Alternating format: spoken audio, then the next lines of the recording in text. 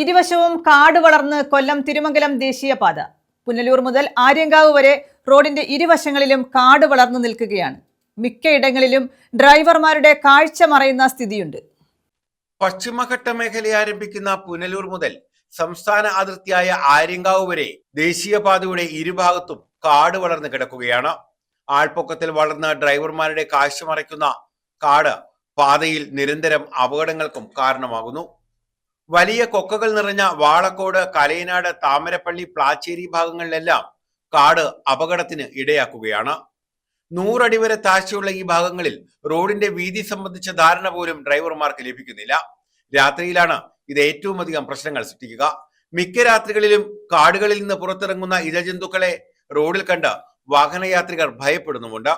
8 അടി വരെ ഉയരത്തിൽ വളരുന്ന കരിമ്പിന് സമാനമായ പുൽച്ചെടിയാണ് ദേശീയപാതയുടെ വശങ്ങളിൽ വാഹനങ്ങളെ അപകടത്തിലാക്കുന്ന രീതിയിൽ വളർന്നു നിൽക്കുന്നത്. റബ്ബർ തോട്ടങ്ങളിലൂടെ കടന്നു പോകുന്ന ഭാഗങ്ങളിൽ മ്യൂഗിന ബ്രാക്ടീരിയേറ്റ ഇനത്തിലുള്ള തോട്ടപ്പയർ റോഡിലേക്ക് വളർന്നിറങ്ങുന്നത് മറ്റൊരു അപകടമാണ്. പാതയിലെ മിക്ക ദിശാസൂചക ബോർഡുകളിലും തോട്ടപ്പയർ പടർന്നതിനാൽ സ്ഥലപരിചയമില്ലാത്ത ദീർഘദൂര യാത്രികർ ദിശ അറിയാനാകാതെ വലയുന്നുണ്ട്. പലയിടത്തും പുൽച്ചെടികൾ ഇത്തരം ദിശാസൂചക ബോർഡുകൾ മറയ്ക്കുന്നുമുണ്ട്.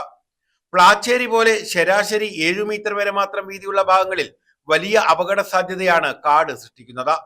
പലയിടത്തും സംരക്ഷണ ഭിത്തികളില്ല.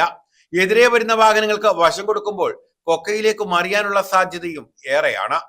കാട് നീക്കി ഗതാഗതം സുഗമമാക്കാൻ നടപടി ഉണ്ടാകുന്നുമില്ല. വേനൽ മഴ ശക്തമായതോടെ കാട് പടരുകയാണ്.